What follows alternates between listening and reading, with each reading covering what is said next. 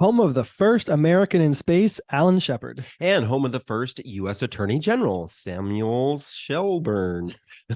And first in the nation for primaries, it's New Hampshire.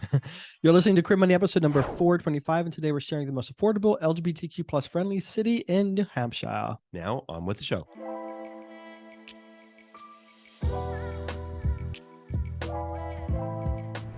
The mission of Queer Money is to financially empower the LGBTQ plus community. Join us in thanking Capital One for supporting that mission. David, what's funny about New Hampshire? I don't know. I've never been there. It's the birthplace of Sarah Silverman, Adam Sandler, and Seth Meyers. Something must be in the water, I guess. And did you also know that Seth Meyers is a comedian? I mean, sorry. Yeah. Seth Meyers has a brother who's also a comedian. No, I did not know that. All right, folks, some things to get out of the way when it comes to New Hampshire, when it comes to being LGBT and the cost of living here. Unfortunately, New Hampshire is another state that has no cities that got a 100 on the HRC MEI index. Wow. So this is relative when we say it's an LGBTQ friendly city.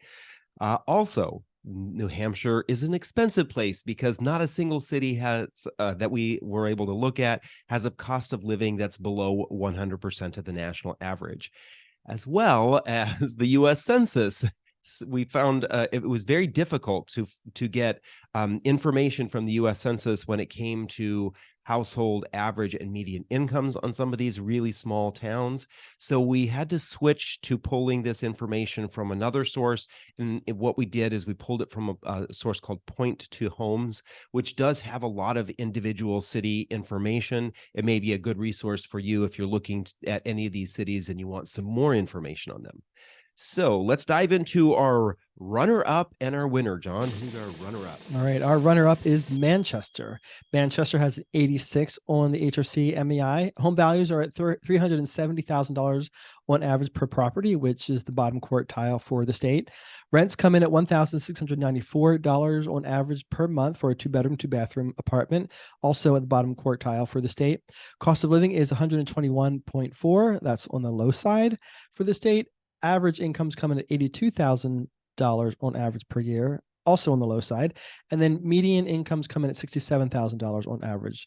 And that's, again, also on the low side. Right. And remember, those are all household incomes, not individual incomes. That's one of the things that's different when we looked at New Hampshire. Tired of all the credit card offers you get from your current credit scoring app? Download CreditWise by Capital One today to avoid them. So the winner here is Durham. So why did Durham win? Well, it did get the highest rating on the HRC MEI index, coming in at 92, so just shy of that 100. That's the year I graduated. Home values are pretty high here. It's the second highest in the state at $572,000.